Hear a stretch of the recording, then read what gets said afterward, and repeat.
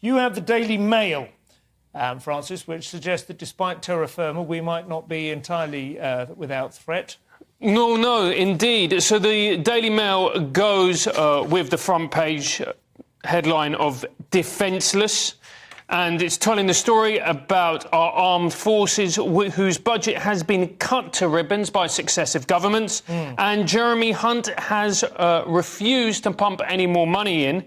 And one of the most worrying things about it is that it's due to shrink to 73,000 full-time troops from 82,000, and it's currently below 76,000. When you think there is a war happening for the first time, well, not for the first time, for the first time in a long time, in Europe with the Russian invasion of Ukraine, you do think to yourself, is this really the time to be cutting back on our nation's armed forces? I've got to say, if you just said to me 73,000, 76,000, I don't know, I wouldn't know how many armed forces we should have at any given moment. I think a lot of it now is we've moved into a kind of post-human kind of defence, haven't we, with drones, and a lot of things are controlled from, you know, command centres, rather your boots on the ground, as they say, not necessarily the best measure, a little bit like your Richter scale, possibly. But there has been a sense for a long time now that our armed forces are not really, you know, the world-class to be reckoned with, kind of, even back in Thatcher's day, the task force was probably the last hurrah.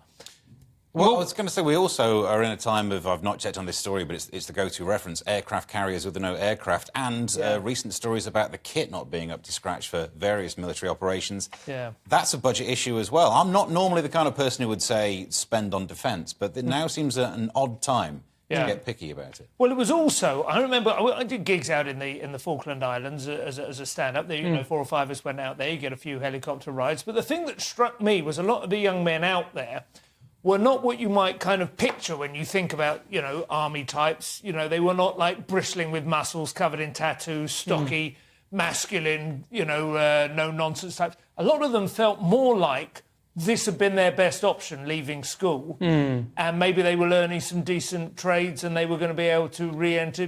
It's actually quite a good option. It's actually quite... It felt to me like that was quite a positive way to see it, as like a way of offering young men and women, of course, a means of, I suppose you might call it a further education. But, you know, I mean, I always thought, you know, National Service had a little bit of that about it. Are we missing that opportunity as well? Well, I think so as well, because when I was a teacher, I used to work in inner London, but as well I worked in rural areas. And for a lot of young boys, particularly coming out of school, it was a chance for them to get an education whilst getting paid at the same time. And particularly if you're from a lower income background and university wasn't seen as an option, this was a chance for you to either go to university or to get a trade, get paid doing it, and by the time you actually leave the army after 5 years or so, you're still in your early 20s, and it gives you a great grounding to move on. Maybe what they should do, instead of paying people to join the army, is they should get them into about 50 grand's worth of debt for the first 3 years in the army, and then it would become a very aspirational thing, and more people would join up, and it wouldn't cost the government anything. Particularly if, when you pay your 50 grand's worth, you come out and you can't get a job, and then you end up in a call centre. Ideal, win-win.